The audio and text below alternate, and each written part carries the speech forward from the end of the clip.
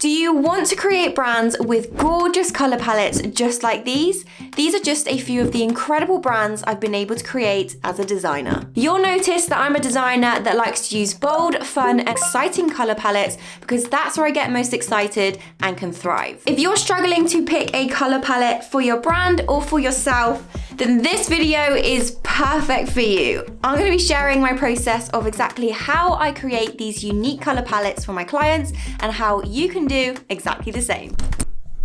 The first place to start is actually having an understanding of exactly what colors can do for your brand.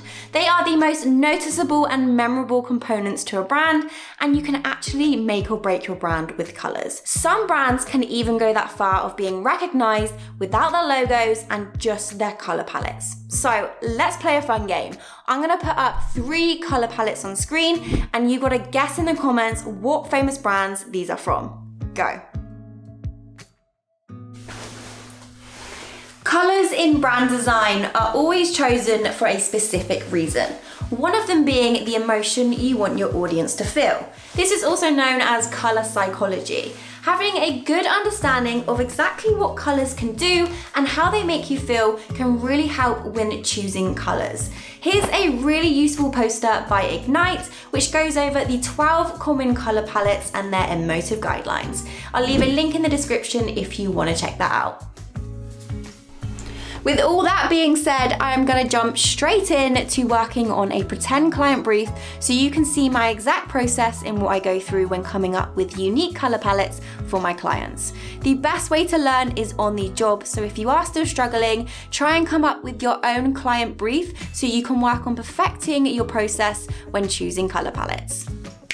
So the brand that I'm going to be working on is a honey brand. Now the first place to start before we come up with any color palettes or do anything else is to do some research. Figure out exactly who is currently in the honey industry, what is working for them, what is not, what colors are being overused, what's working well. We also want to figure out exactly how we want our audience to feel when they encounter the brand. Okay, I have now done some research into what is being used within the industry. I've had a look at competitors, what honey brands are already out there, and I already feel like I'm more at ease with knowing what direction I want to go in, so make sure you guys are doing some research. So the 2 most common colors within the industry at the moment are yellow and black. Now this is a very obvious reason because bees are obviously yellow and black. Honey is that yellow orangey color, so that is the most trustworthy and most common knowledge to the audience. So although sometimes it is good to steer away from the norm,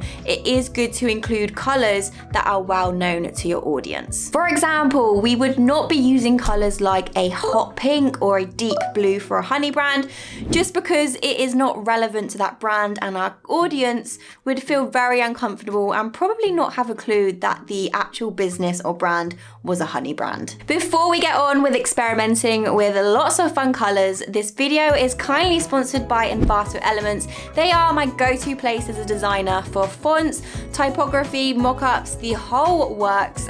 So if you want to check them out, make sure you click the link in my description. They have some really cool honey jar mock-ups on there, so if I continue to do this brand in another video, make sure you check that out to see what mock-ups I use. After the research phase, it's now on to the Pinterest phase, which is where I like to gather a lot of my creative direction, a lot of inspiration, so we can see exactly where we want to take this brand.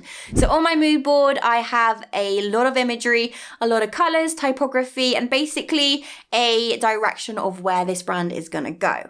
Once this is done, I can find Pinterest to be a little hectic, so then I like to go into Adobe Illustrator and create a mood board from this, which is more direct and it actually shows a clearer direction of where this brand is going. Mood board done, and we have more of an idea of where this brand is going. Now we're gonna move on to the fun part, which is creating that unique color palette for the client. So the color palette should still reflect what the mood board is trying to say, and to do this, I like to choose around 6 different colors. So within these colors, we're gonna have 2 primary colors, 2 secondary colors and 2 accent colors. Make sure you've got a good mix from light to dark, as this will start adding contrast into your brand. Okay, we are gonna experiment with a lot of different color palettes to find the perfect color palette. I'm gonna have a play around and start testing them out to see if they are actually gonna work together, as I feel like a lot of brands and businesses can go wrong here. They choose maybe a good color palette, but they don't work well with one another. So the rule that I like to use is the 60-30-10 rule. So look at your colors as a percentage. The primary is your 60%, so this is the most dominant color. The secondary is 30%, and then you've got 10%, which is your accent color. This is a really great guide for starting out, but make sure you don't get too lost within this guide, because it's sometimes okay to break the rules. So that was a little into my process of how I come up with these unique color palettes. As you saw, it takes a lot of experimenting. You don't just kind of choose the colors and it works. You got to try out different shades, different contrasts, different tones, and make sure you are using that 60-30 rule to make sure that the color palette is actually going to work with one another.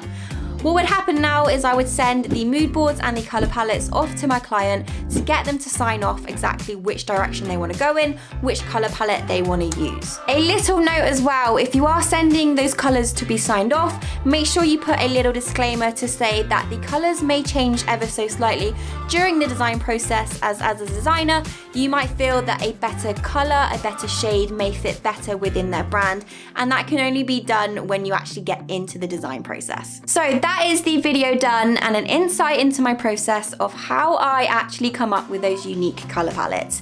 If you have enjoyed this video, make sure to give it a big thumbs up, and if you are lacking inspiration at the moment and you need just some colors to spark something, then check out Coolers. It is an online color palette generator and a place that I go to if I want to find some really cool, really fun color palettes that I wouldn't normally think of. If you have enjoyed this video, make sure to hit that subscribe button, and if you want to look more in depth at my mood board process, then make sure you check this video out right here.